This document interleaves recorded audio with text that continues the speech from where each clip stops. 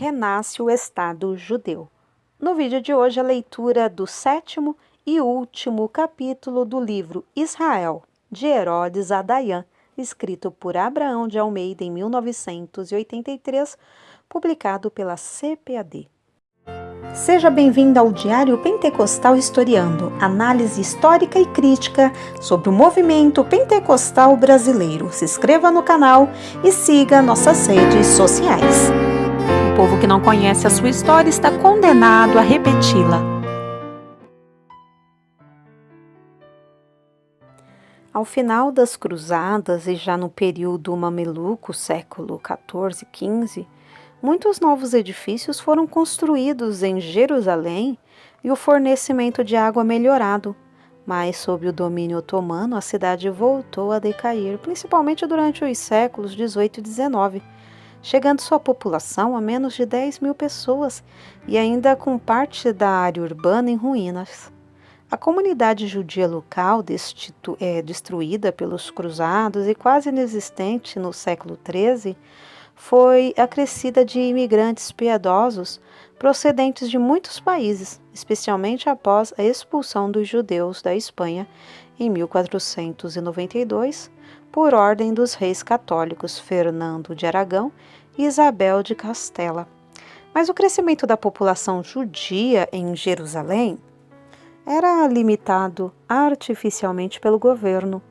Em 1625, os judeus foram brutalmente despojados de seus bens pelo pachá local, o Hamid ibn Farouk.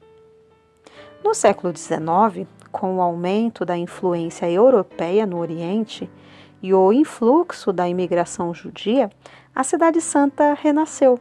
Sua população judia subiu de 3 mil em 1838 para 50 mil em 1910. A partir de 1855, novos bairros foram construídos fora das muralhas da Cidade Velha, graças à ação pioneira de Sir Moses Montefiore. Na década de 1880, Jerusalém foi ligada a Jafá por uma estrada de ferro. Em 1898, o imperador alemão Guilherme II visitou a cidade, atravessando a muralha por uma abertura feita em sua honra perto da porta de Jaffa. Nessa ocasião, foi saudado por Herzl em nome da organização sionista. Israel e o mandato britânico. A Primeira Guerra Mundial interrompeu o desenvolvimento de Jerusalém, que teve sua população reduzida a 50 mil pessoas, judeus e não judeus.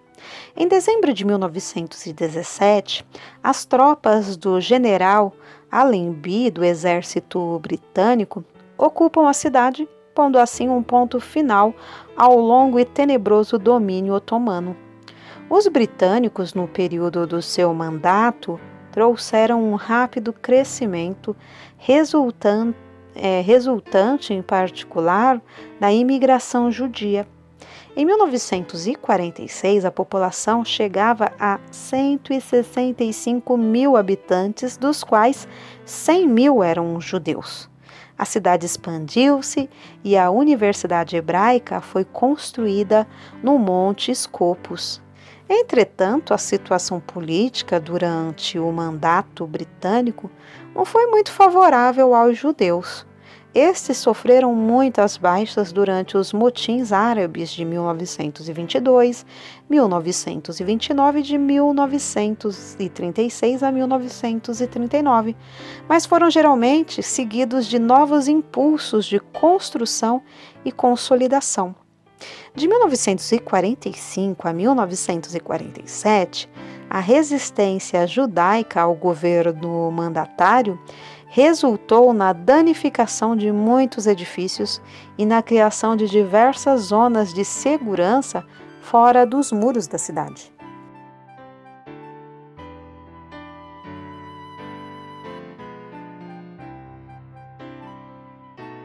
Nasce o Estado judeu. Finalmente, a 29 de novembro de 1947, a ONU, Organização das Nações Unidas, aprovou a Resolução de Partilha da Palestina, que resultou na criação do Estado de Israel. Esta resolução recomendou a internacionalização de Jerusalém, acreditando ser esta a melhor forma para preservar os lugares santos, e reconheceu como limites da Cidade Santa a municipalidade de Jerusalém, as aldeias e cidades adjacentes, das quais a situada mais a leste é a de Abu-Di, a mais ao sul, Belém, a mais a oeste, Ei-Carim, e a mais ao norte, Jufate. Entretanto, os levantes árabes, que logo assumiram proporções de verdadeira guerra regular entre a Haganá e os árabes, puseram fim ao esquema de internacionalização de uma parte de Jerusalém. A luta durou de dezembro de 1947 a julho de 1948, quando o distrito judeu, na Cidade Velha, teve de ser evacuado e destruído. Por outro lado, toda a Cidade Nova caiu nas mãos dos judeus, exceção dos distritos árabes ao norte das muralhas. Os árabes tudo fizeram para ocupar essa área, mas foram frustrados pelo heroísmo da população e pela abertura da estrada de Burma, que restabeleceu a ligação entre a Jerusalém judaica e a costa. A 14 de maio de 1948, no mesmo dia em que Israel proclamava sua independência, a Organização das Nações Unidas, a ONU, através da Resolução 186S2, aprovou o envio ao Oriente Médio de um mediador com o objetivo de procurar uma solução pacífica para a situação da Palestina em geral e de Jerusalém em particular. Eleito, o conde Folke Bernadotte manteve ele consultas entre as duas partes até 15 de junho de 1948, quando elaborou sua proposta. Com base numa íntima análise da questão e de ideias que surgiram durante as conversações, eu apresentei às partes 3 cartas, estabelecendo detalhadamente as minhas sugestões para um possível fim pacífico da futura situação dos palestinos. Estas sugestões eram as seguintes: 1. A Palestina, tal como fora definida no mandato britânico em 1922, isto é, incluindo a Transjordânia, deve formar uma união binacional, um Estado árabe e outro judeu.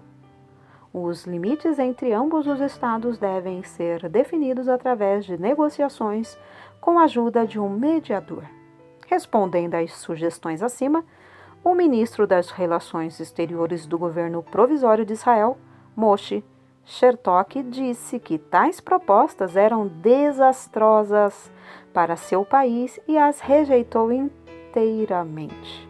No dia seguinte, 6 de julho de 1948, Bernadotte afirma: Jerusalém acha-se no coração do território que, em qualquer partilha da Palestina, deve ser árabe. Tentar isolar Jerusalém do território que a rodeia apresenta enormes dificuldades.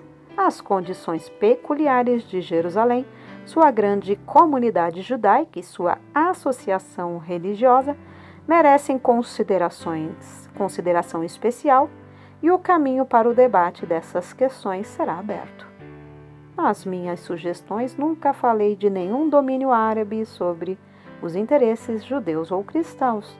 Embora reconheça plenamente a importância de Jerusalém para a comunidade judaica, devo dizer que nunca Jerusalém foi vista como parte do Estado judeu.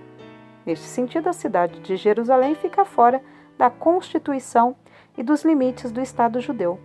Apesar dos protestos árabes, Israel transferiu, em 1949, o governo e a Knesset, parlamento, para Jerusalém.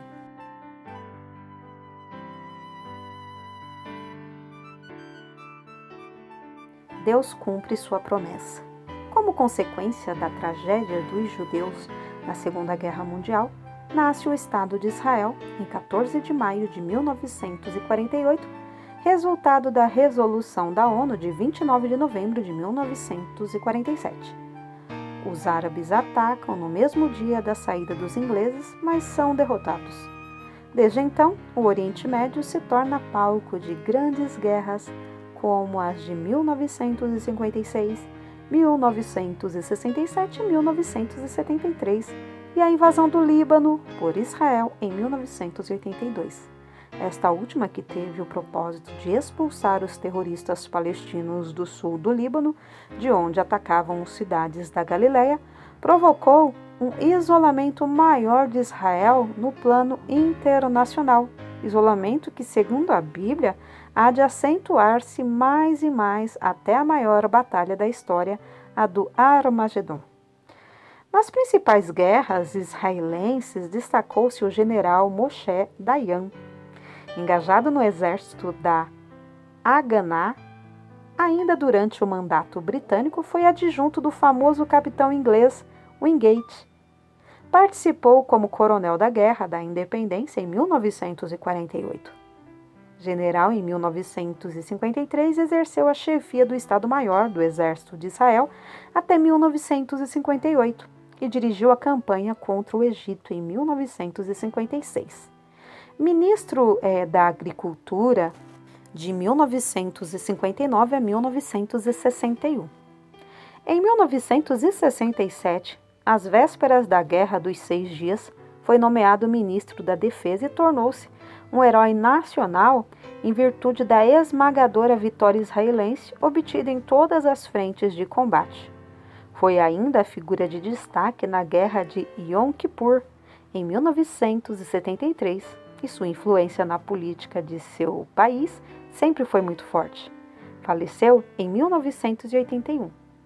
Apesar de ser considerado em todo o mundo como um dos mais brilhantes comandantes militares, Dayan teve de admitir que suas espetaculares vitórias não foram obtidas somente pelo fato de Israel possuir uma das melhores forças armadas do mundo.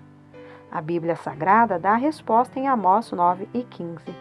E os plantarei na sua terra, e não serão mais arrancados da sua terra que lhes dei, diz o Senhor teu Deus. A permanência de Israel na Palestina é um milagre de Deus, uma prova da infalibilidade da profecia bíblica e um eloquente sinal dos tempos. Quando terminarão os tempos dos gentios? Tem sido meu propósito neste estudo acompanhar o povo de Israel, especialmente sua terra, durante o período denominado nas Escrituras de tempos dos gentios. Este período, no seu sentido mais abrangente, corresponde aos governos mundiais dos gentios, de acordo com a estátua profética vista por Nabucodonosor e Daniel, culminando com a pedra que foi cortada sem mão, a qual feriu a estátua nos pés de ferro e de barro e os esmiuçou. O ano 605 a.C., quando o rei da Babilônia subjugou Judá, deve ser assim o ponto de partida desses tempos que durarão até a conversão final de Israel por ocasião da grande tribulação. Neles estão contidos vários outros períodos, tais como as 70 semanas de Daniel, a dispensação da igreja e a dominação estrangeira sobre Jerusalém, que seria pisada pelos gentios, o que começou a ocorrer no ano 70 d.C. e, em certo sentido, ainda ocorre. Haja vista a mesquita de Omar, instalada no sagrado lugar dos templos de Salomão, Zorobabel e Herodes. O leitor está convidado a prosseguir no estudo da nação israelita e da igreja à luz de Daniel e do Apocalipse através dos meus livros, As Visões Proféticas de Daniel e Deus Revela o Futuro. No primeiro são analisados os acontecimentos que envolvem os judeus desde as conquistas de Nabucodonosor até o início da era cristã. No segundo apresento um desfecho escatológico abrangendo a invasão da Palestina pela Rússia e seus aliados, a comunidade europeia, a última semana profética de Daniel, o anticristo, o falso profeta, o milênio e etc.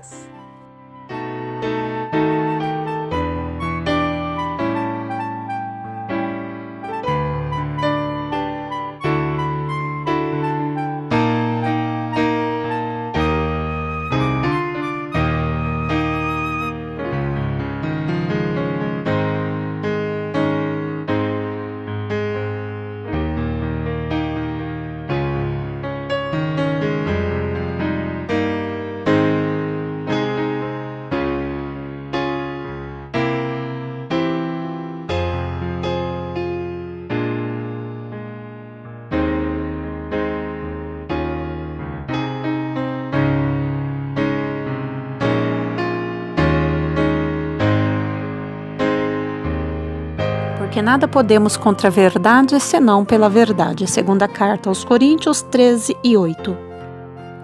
Se você gostou do conteúdo deste vídeo, se inscreva no canal, deixe o seu joinha, compartilhe e ative o sininho para receber do YouTube as notificações dos novos vídeos.